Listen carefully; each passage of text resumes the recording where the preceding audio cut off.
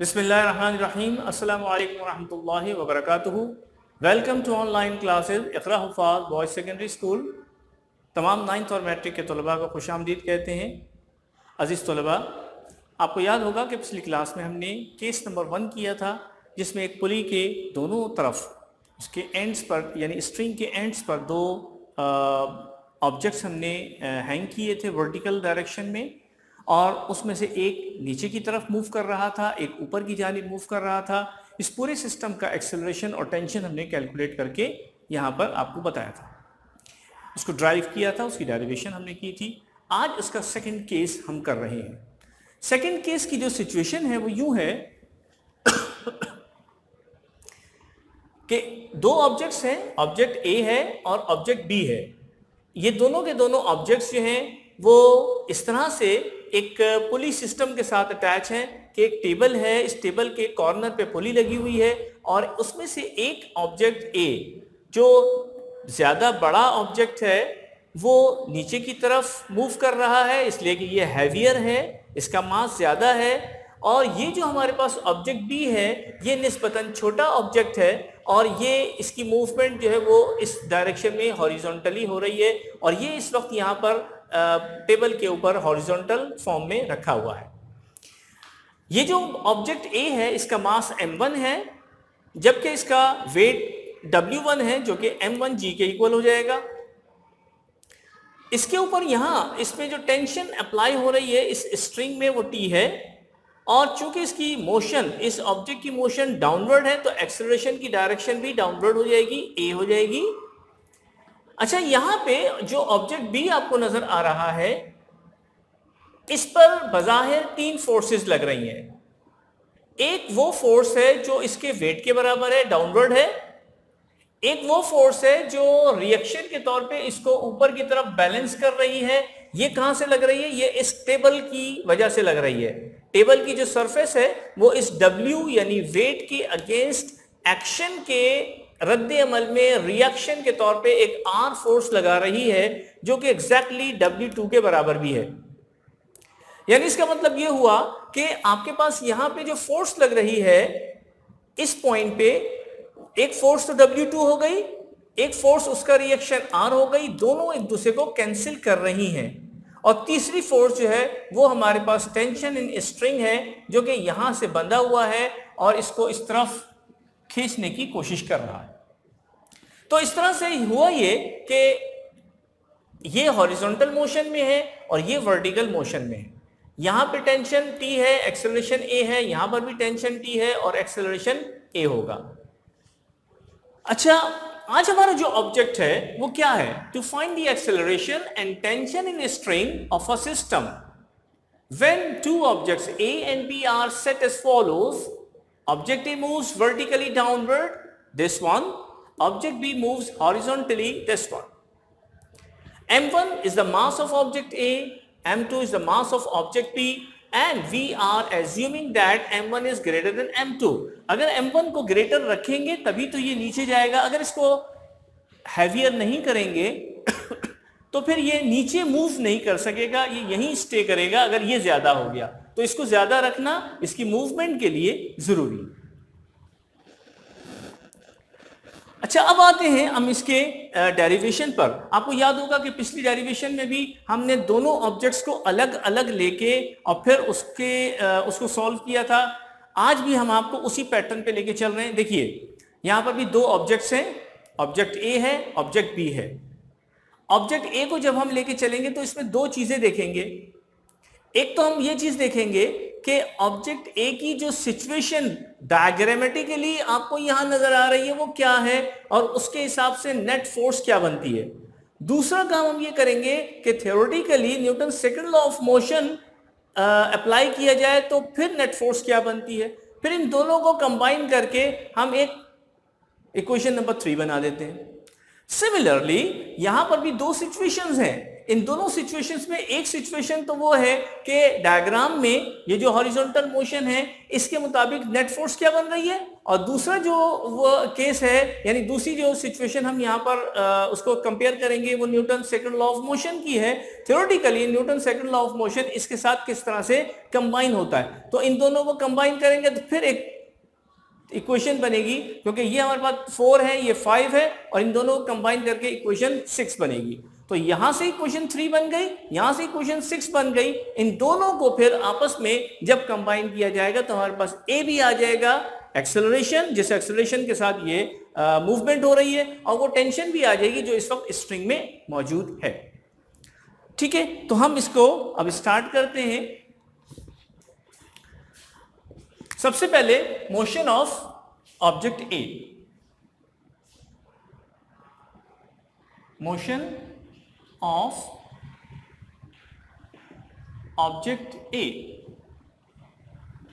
और ये कहां है, जाहिर है कि ये डाउनवर्ड मोशन है। तो डाउनवर्ड मोशन में हमारे पास जो नेट फोर्स बनेगी वो क्या बनेगी, net force is equal to, ये मैं आपको डायग्राम के जरिए से बता रहा हूं, जब ये फोर्स नीचे की तरफ लग रही है, नेट यानी नेट ये मोशन नीचे की तरफ हो रही है तो नेट फोर्स क्या होगी, W1 माइनस टी, इसलिए कि W1 ज्यादा है और T कम है।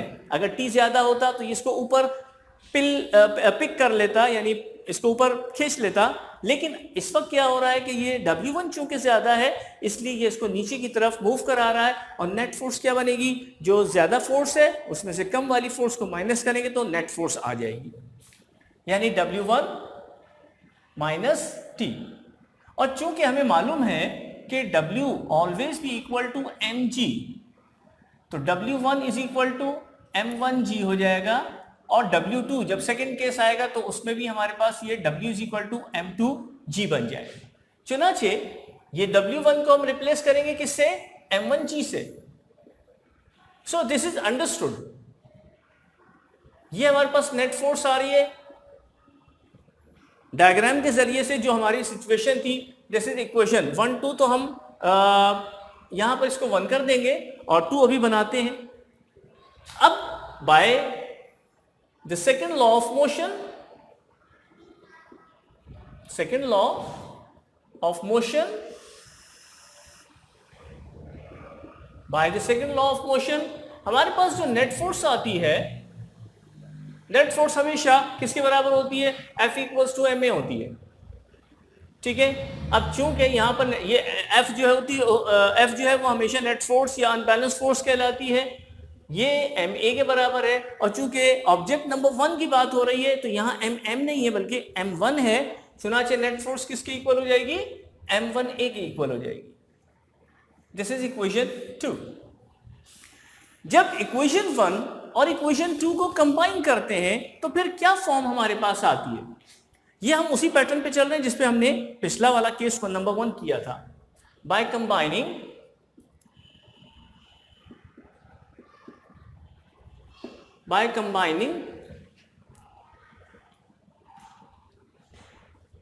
इक्वेशन 1 एंड 2, तो ये नेट फोर्स इसके इक्वल, ये नेट फोर्स इसके इक्वल, तो इसकी लेफ्ट हैंड साइड और इसकी लेफ्ट हैंड साइड अगर बराबर है तो डेफिनेटली इक्वेशन 1 और इक्वेशन 2 की जो राइट हैंड साइड्स हैं they must be equal to each other, so that this will become, this implies that, implies का साइन भी वहीं लगता है जहां पर दो चीजें कंबाइन होंगे, कोई थर्ड रिजल्ट निकल रहा हो, तो ये दो चीजें कंबाइन हो रही हैं, एक थर्ड रिजल्ट आ रहा है। So this is implies sign m1a equals to m1g minus t। ये हमारे पास एक वो इक्वेशन फॉर्म हो रही है जो बॉडी A के लिए यानी ऑब्जेक्ट A के लिए सेट हो गई है। इसे हम इक्वेशन 3 कहेंगे, इसको चेंज नहीं करना है। अब ये हमारे पास सिचुएशन आ रही है ऑब्जेक्ट A की। आइए अब ऑब्जेक्ट B पर आते हैं, बात करते हैं उसकी। Motion of object B, motion of object B,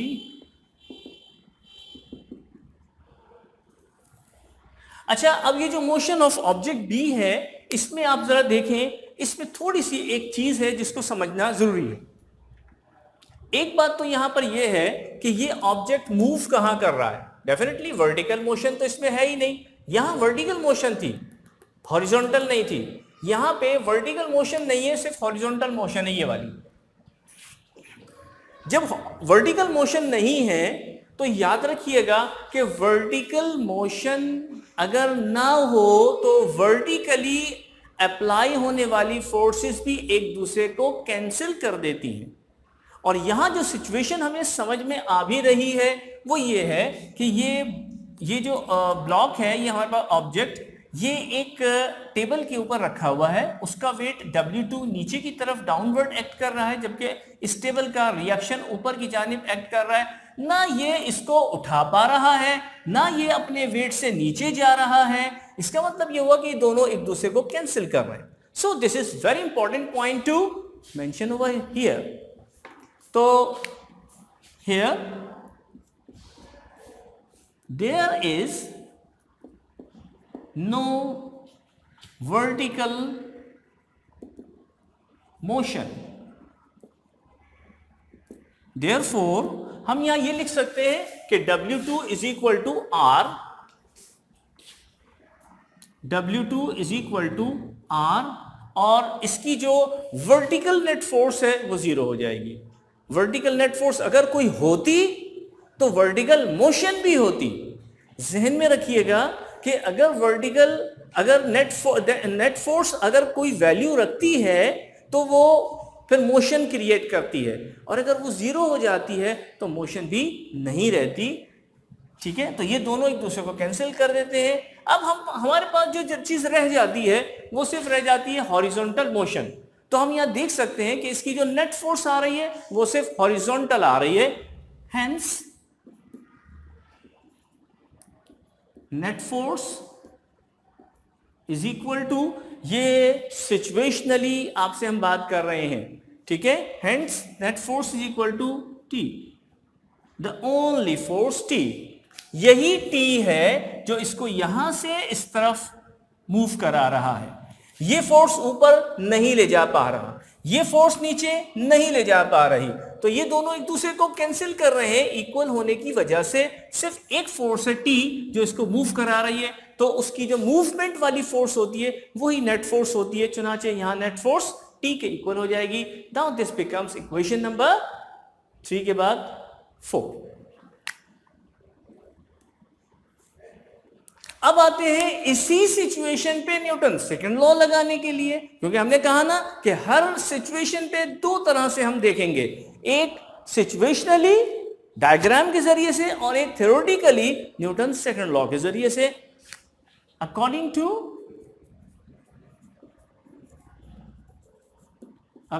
to Newton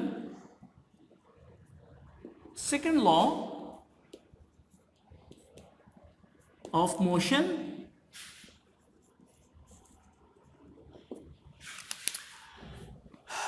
यहां पे काम कर लेते हैं।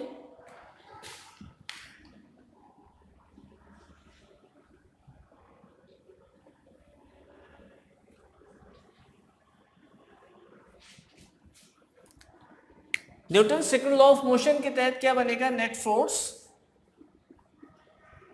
इज इक्वल टू, चूंकि F is equal to ma होती है, लेकिन सेकेंड सिचुएशन में यहां पर m2a बन जाएगी। This will become equation number 5। अच्छा, अब जब हम इसको कंबाइन करते हैं तो इक्वेशन 4 और इक्वेशन 5 को कंबाइन कर रहा हूं मैं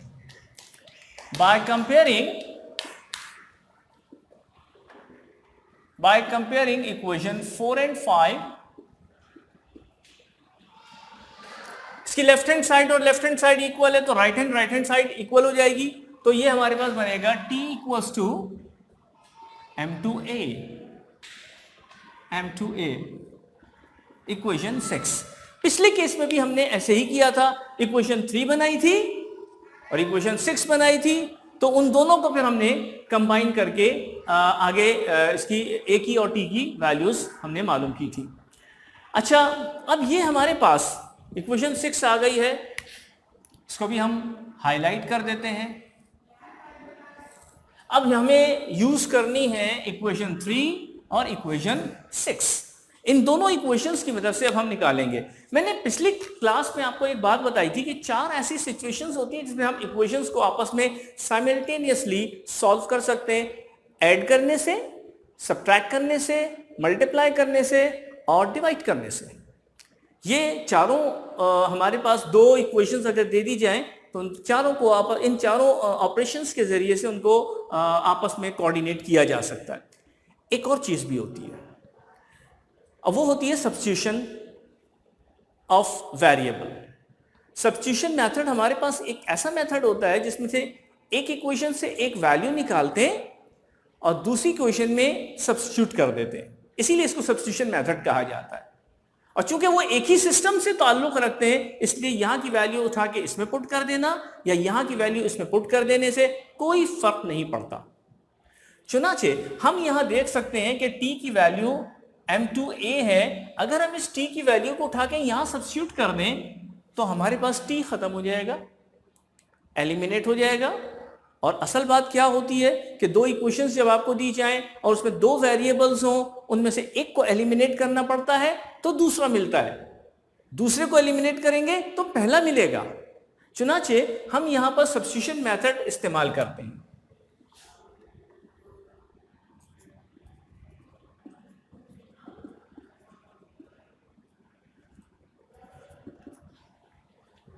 Substituting the value of t यहां से, ठीक है, फ्रॉम इक्वेशन 6। t की वैल्यू कहां से ले आए हम? इक्वेशन 6 से। Substituting the value of t from 6 in equation कहां पुट कर रहे हैं? इक्वेशन 3 में, ठीक है। तो अब हमारे पास क्या बनेगा? अब इक्वेशन 3 को मैं देख रहा हूं m1a equals to m1g minus t नहीं लिखेंगे, t की जगह m2a लिख देंगे, ठीक हो गया। अब मैं ये कर रहा हूं, चूंकि हमें a की वैल्यू फाइंड आउट करनी है, तो ये a की वैल्यू एक ये है और एक ये है, तो इसको लेफ्ट पे शिफ्ट कर देंगे। जब इसको लेफ्ट पे शिफ्ट करेंगे तो क्या बनेगा? ये माइनस में था ना, इधर आके प्लस हो जाएगा, लेकिन पहले जो पहले से मौजूद है पहले उसको लिख लेते हैं। m1a ये वाला माइनस m2a यहां शिफ्ट हुआ, प्लस m2a हो गया equals to m1g। A common निकल रहा है, ए कॉमन निकाल लेते हैं। m1 प्लस m2 ब्रैकेट में आ जाएगा इक्वल्स टू m1g। अब ये जो ब्रैकेट है ये a के साथ मल्टीप्लाई हो रहा है, क्रॉस मल्टीप्लाई करेंगे तो पूरा ब्रैकेट नीचे शिफ्ट हो जाएगा। That will give you m1g upon m1 plus m2, ठीक है। और इसकी जो एक फॉर्म बुक में दे रखी है वो है a equals to m1 divided by m1 plus m2 और मल्टीप्लाई बाय g। फिर बताते चलें कि ये g नीचे मल्टीप्लाई नहीं हो रहा, सिर्फ ऊपर वाले से ही मल्टीप्लाई हो रहा है। इसको इस तरह से लिखा जा सकता है। So this is the value you can get by this derivation, the value a which is existing in this system, इस मोशन में भी और इस मोशन में भी, दोनों, हालांकि ये दोनों एक ही मोशन है, अलग अलग तो नहीं है, लेकिन सिस्टम में 2 ऑब्जेक्ट्स हैं, तो यहां पर भी वही a है और यहां पर भी वही a है। फाइंड आउट इस तरह से इसको किया जा सकता है। अब हम आते हैं tension in string find out करने के लिए। हमारे पास जो इक्वेशंस इस्तेमाल होंगी वो इक्वेशन 3 और इक्वेशन 6, इन दोनों को हम इस्तेमाल करेंगे। जैसे कि a निकालने के लिए हमने इन दोनों इक्वेशंस को इस्तेमाल किया, ये मैंने यहाँ पर हाईलाइट करके इक्वेशन 3, इक्वेशन 6 यहाँ पर लिखी हुई। अच्छा, अब क्या करते हैं, हम इक्वेशन 6 को थोड़ा सा एक रीट्रांसफॉर्म करते हैं। इसका एक फायदा अभी आपको नजर आएगा। फ्रॉम इक्वेशन 6 मैं इसकी राइट हैंड साइड को लेफ्ट पे और लेफ्ट हैंड साइड को राइट पे लिख रहा हूं। m2a equals to T. अच्छा ये इक्वेशन 6 ही है, ये नहीं कि ये कोई 7 बन जाएगी, बल्कि ये 6 ही है, सिर्फ रीट्रांसफॉर्म किया है। वजह उसकी ये है कि हम ये देख रहे हैं कि यहाँ M2 के साथ A लिखा हुआ है, अगर ये लेफ्ट पर आ जाए तो इक्वेशन 3 में भी लेफ्ट हैंड साइड पे A लिखा हुआ है। तो जब हम इक्वेशन को इक्वेशन से डिवाइड करते हैं तो लेफ्ट को लेफ्ट से डिवाइड करते हैं और राइट को राइट से डिवाइड करते हैं, ठीक है। ऐसा नहीं होता कि हम लेफ्ट को राइट से डिवाइड करते हैं और राइट को लेफ्ट से डिवाइड करते हैं। तो यहां एक इशू ये आ रहा था कि A राइट पे था यहां पे, जबकि यहां पे A लेफ्ट पे था। थोड़ा सा हमने ट्रांसफॉर्म कर दिया, डिवाइडिंग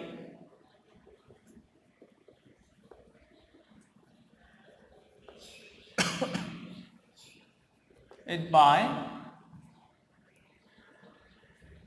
बल्कि विद लिख देना बेहतर है, डिवाइडिंग इट विद इक्वेशन, चूंकि ये 6 है और वो 3 है, ठीक है। तो चूंकि ये हमारे पास बड़ी एक इक्वेशन है, ये छोटी इक्वेशन है, हम बड़ी इक्वेशन को ऊपर रख लेते हैं, न्यूमरेटर बना लेते हैं। वही बात है कि लेफ्ट हैंड को लेफ्ट हैंड साइड से डिवाइड करेंगे, m1a divided by m2a equals to m1g minus t whole divided by this t, ठीक है। अच्छा अब यहां पे क्या हो रहा है कि लेफ्ट पे हमारे पास यहां a और a ऊपर नीचे कैंसिल हो जाएगा, क्या बचेगा m1 divided by m2 equals to m1g minus t divided by t। ये हमारे पास एक सिंपल फॉर्म आ जाती है। अब हम ये करेंगे, क्रॉस मल्टीप्लाई करेंगे ताकि हमारे पास एक और मजीद सिंपलेस्ट फॉर्म आ जाए। ये by cross multiplication, by cross multiplication t will be shifted in the numerator of the left hand side and the denominator in the left hand side will be shifted into the right hand side numerator। m1t हो जाएगा, मैं एक arrow के जरिए इसको आपको बता देता हूं कि ये यहां से यहां गया, m1t इक्वल्स टू m2 और m1g माइनस t। मल्टीप्लाई करेंगे अब m2 को इन दोनों वैल्यूज से, तो m1 m2 g minus m2 t m1 t। अच्छा, जिस वैल्यू को फाइंड आउट करना होता है that is the subject matter for us, हमें यहां पे t फाइंड आउट करना है। So we will shift this m2t from right hand side to left hand side and it will have the opposite sign, क्योंकि ये minus sign था, इधर आके प्लस साइन हो जाएगा। m1t plus m2t equals to, ये वैल्यू है m1 m2g, common निकाला t कॉमन आ गया, m1 plus m2 equals to m1 m2g, ठीक है। अब ये जो t वैल्यू हमें फाइंड आउट करनी है, इसके साथ एक ब्रैकेट लगा हुआ है, मल्टीप्लाई हो रहा है m1 प्लस m2 का, ये पूरा का पूरा क्रॉस मल्टीप्लाई होकर इसके नीचे डिनोमिनेटर में चला जाएगा। तो by again cross multiplication t equals to m1 m2g whole divided by m1 plus m2, ठीक है। अच्छा अब ये ब्रैकेट जो है ये हमने क्यों लिखा था पता है आपको? ये ब्रैकेट इसलिए लिखा था जिसके साथ एक t अटैच हो रहा था। यहां पे ब्रैकेट लिखने की ऐसा जरूरत नहीं है, इसलिए कि इसके साथ कोई चीज मल्टीप्लाई हो नहीं रही। इसकी वो फॉर्म जो बुक में हमें दी हुई है, m1 m2 whole divided by m1 plus m2 और मल्टीप्लाई बाय g। फिर याद दिला दें कि ये g नीचे डिनोमिनेटर से मल्टीप्लाई नहीं हो रहा, सिर्फ न्यूमरेटर से मल्टीप्लाई हो रहा है। So this is your final result and this is the tension in string when the two bodies are in such a way that one body is hanging vertically and moving downward and the second body is resting on the horizontal surface and it is moving in the horizontal way towards the pulley। ठीक हो गया?